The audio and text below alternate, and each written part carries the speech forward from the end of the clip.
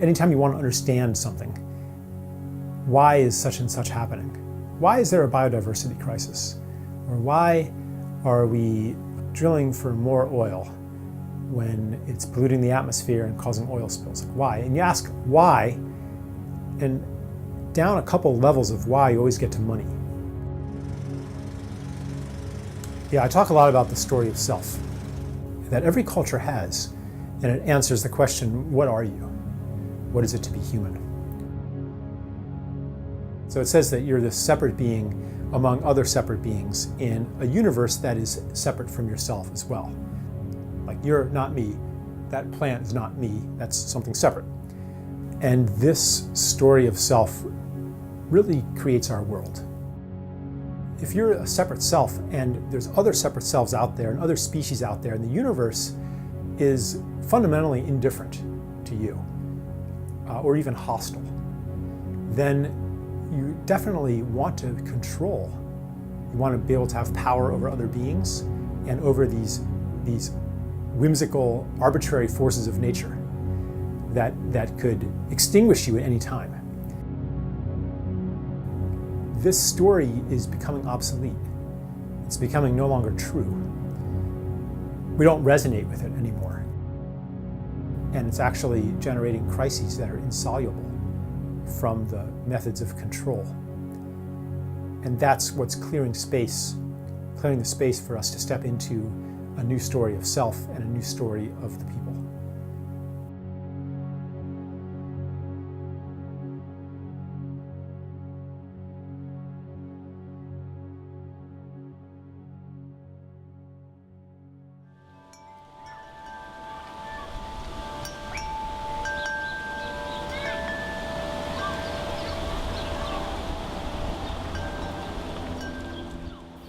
Well, money's an agreement.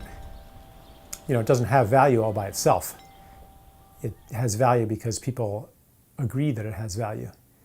Economists will tell you what money does, that, you know, it facilitates exchange. You use it to count things and keep track of things. You know, you write some numbers on a magical piece of paper called a check, and you can cause all kinds of abundant goods to come to your house. I mean, you could even cause misery for thousands of people if you are one of the highest initiates of the magic of money. Yeah, scarcity is built into the money system. On the most obvious level, it's because of the way money is created as interest-bearing debt. So anytime a bank lends money into existence or the Federal Reserve creates money, the money comes along with a corresponding amount of debt. And the debt, because there's interest on it, is always greater than the amount of money. So it essentially throws people into competition with each other for never enough money. Growth is another thing that's built into our money system. If you're a bank, you're going to lend to the person who's going to create new goods and services so they can profit and they can pay you back. You're not going to lend to somebody who doesn't create goods and services.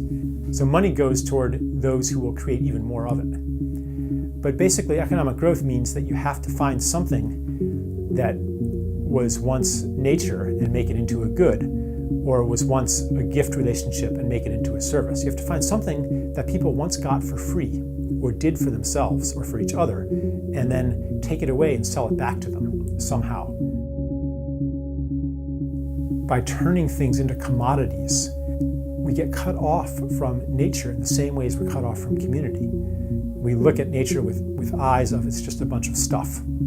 And that leaves us very lonely and leaves us with many basic human needs that go unmet. And if you have money, you might try to fulfill this hunger through purchasing, through buying things, or through accumulating money itself. And of course, now we're nearing the end of growth. The planet can't sustain much more growth.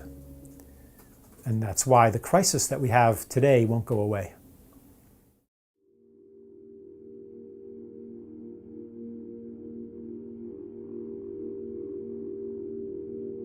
One of the things I talk about is the sense of wrongness that I had as a child. Like, I think most kids have some sense of it, that it's not supposed to be this way. You know, just for example, that you're not supposed to actually hate Monday. and be happy when you don't have to go to school. Like, school should be something that you love. Life should be something that you love. We didn't earn any of the things that really keep us alive or that make life good. We didn't earn air. We didn't earn being born. We didn't earn our conception. We didn't earn being able to breathe. We didn't earn having a planet that can provide food. We didn't earn the sun. So I think that on some level, people have this inborn gratitude because on some level we know that we didn't earn any of this. We know that life is a gift. Well, if you know that you've received a gift, then the natural response is gratitude, the desire to give in turn. In a gift economy, it's not true the way it is in our money economy that everybody's in competition with everybody else. In a gift society, if you have more than you need, you give it to somebody who needs it. That's how you get status. And that's even where security comes from. Because if you build up all that gratitude, then people are going to take care of you too. And if there are no gifts, then there's no community. And we can see as societies become more monetized, that community has disappeared.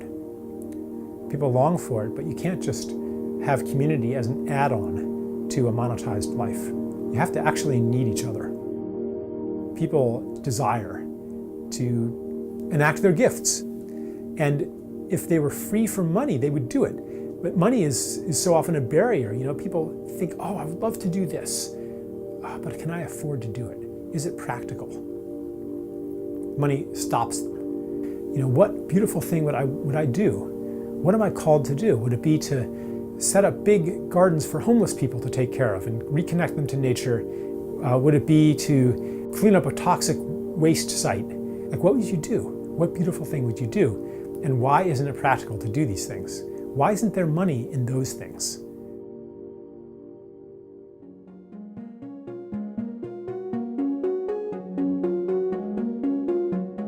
An economy that embodies the principles of the gift is an economy that is simply grounded in the truth. The task before us is to align money with the true expression of our gifts. It requires a very different mechanism for the creation of money and the circulation of money. They include things like negative interest, which reverses the effects of usury. They include things like the internalization of costs, so that you can no longer pollute and have somebody else or future generations pay the costs. They include a social dividend, sharing in the wealth that comes from what should be the commons, the land, the aquifers, our cultural heritage. They include a relocalization of a lot of economic functions. They include all kinds of peer-to-peer finance and the peer-to-peer revolution. What will it take to shift away from the current money system? Well, the current money system just works less and less well. Growth can only be maintained at a higher and higher cost. Even our best efforts can't keep the economy growing as fast as it needs to for the system to work. And that creates further misery. People just can't take it anymore. Even the people on top, even the winners of this artificially induced competition, they're not happy either. It's not working for them either. So I think that we're going to see a series of crisis moments, each one more severe than the last. And at each crisis moment, we'll have a collective choice. Do we give up the game and join the people, or do we hold on even tighter? It's really up to us to determine at what point this wake-up point will happen.